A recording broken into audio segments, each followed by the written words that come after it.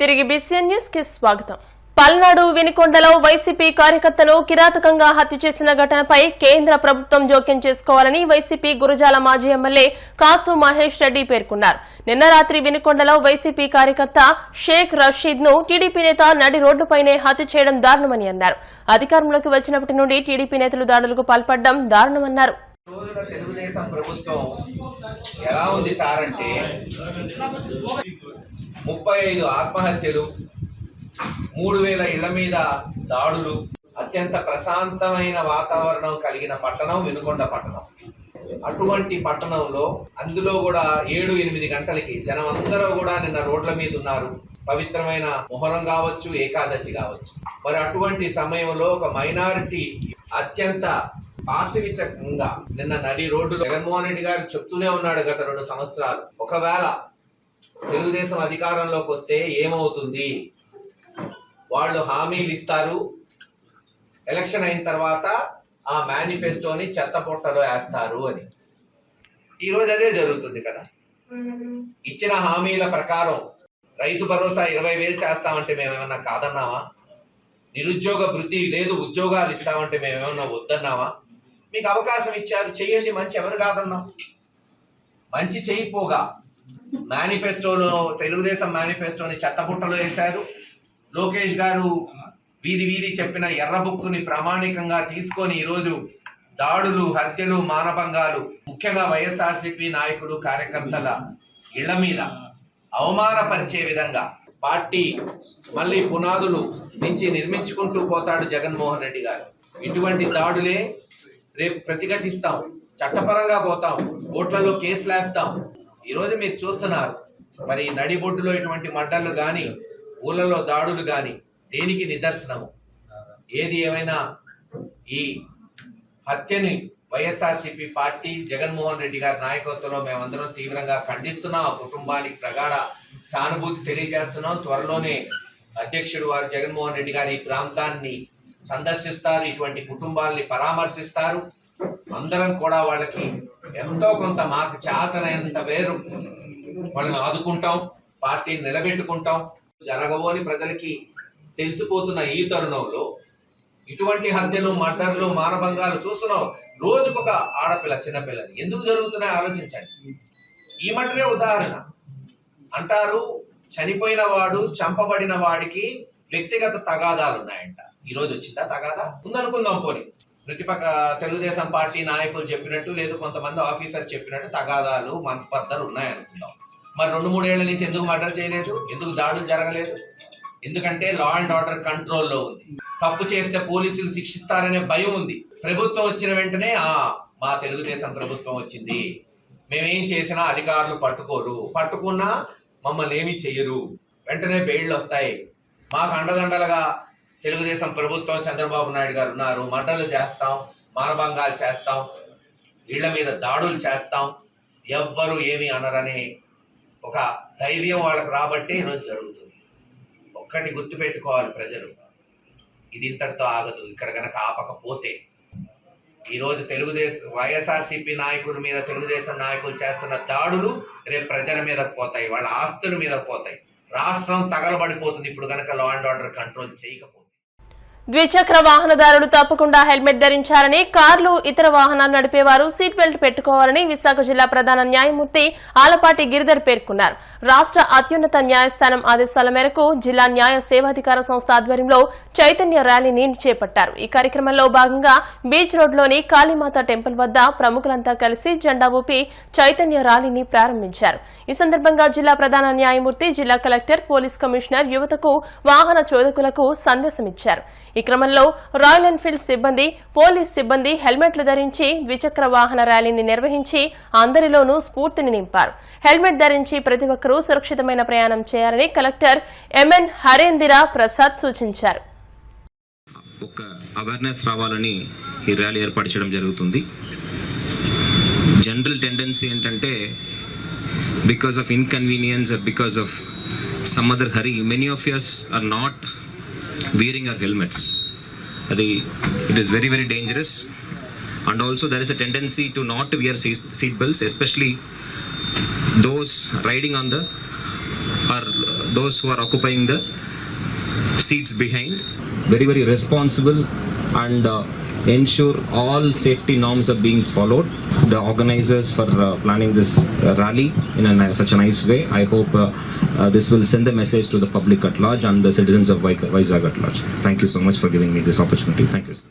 మనం చాలా స్ట్రిక్ట్ గా అవేర్నెస్ అండ్ ఎన్ఫోర్స్మెంట్ అవసరము to save lives. Number 1, BIS helmet లేని driving, both for the driver as well as for the pillion rider. Number 2, triple riding.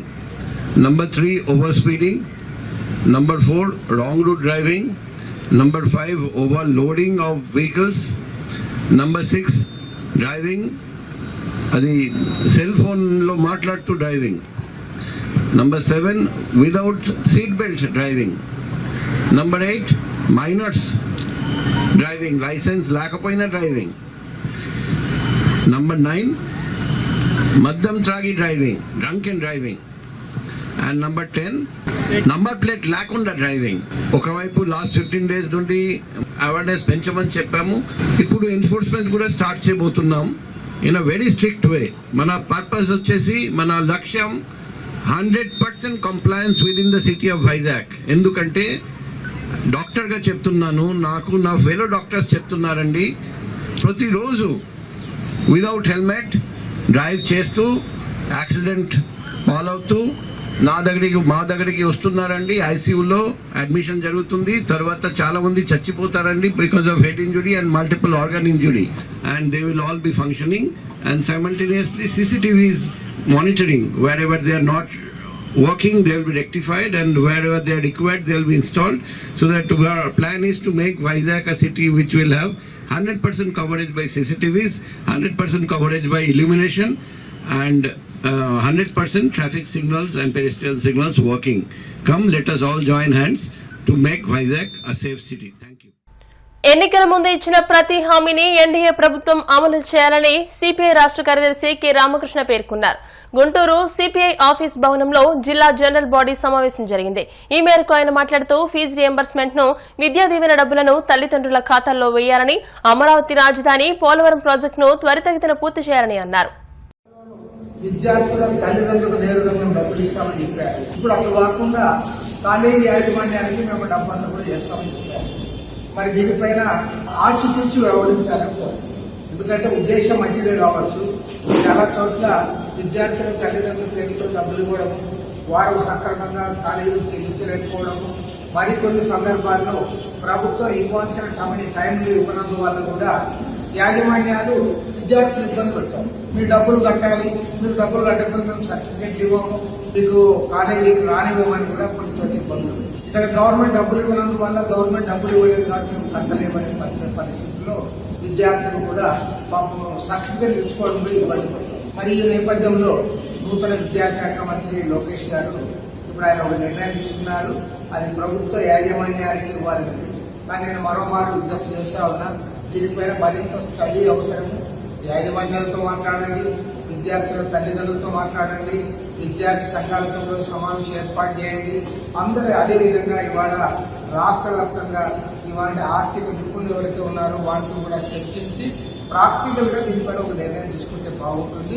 ఏదేమైనా మేము కోరేది ప్రభుత్వాన్ని ఒక్కటే, లక్షలాది మంది విద్యార్థుల భవిష్యత్తు ఈ అంశం పైన ముడిపడి ఉంది కాబట్టి ఈ నేపథ్యంలో దాన్ని ఆచితూచి నిర్ణయం చేయాలని కూడా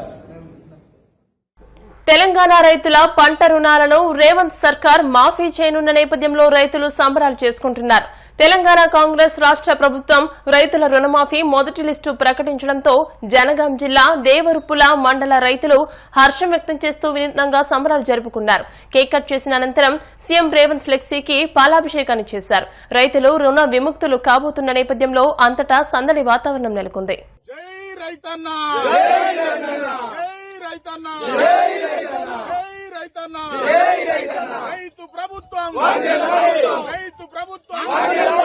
వరంగల్ డిక్లరేషన్ నెరవేర్చిన కాంగ్రెస్ ప్రభుత్వం, వరంగల్ డిక్లరేషన్ నిర్వహించిన మాట ఇచ్చిన ప్రభుత్వం.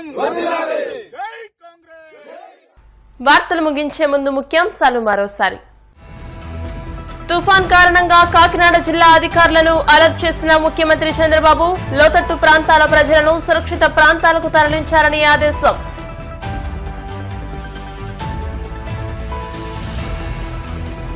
ధవళేశ్వరం కాటన్ బ్యారేజ్ వద్ద 10 అడుగులకు చేరిన గోదావరి వరద, సముద్రంలోకి 1,43,000 క్యూసెక్కుల మిగులు జలాలు విడుదల.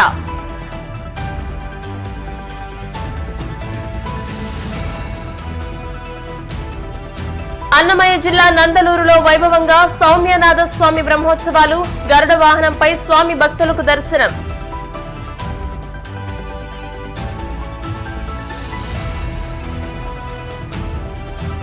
పాలకుల నుంచి అమరావతి వెళుతూ నరసాపురంలో టిఫిన్ కోసం మాగిన మంత్రి నిమ్మల, రోడ్డు పక్కన సాధారణ హోటల్ ముందు కాన్వాయ్ ఆగడంతో స్థానికుల్లో ఆశ్చర్యం.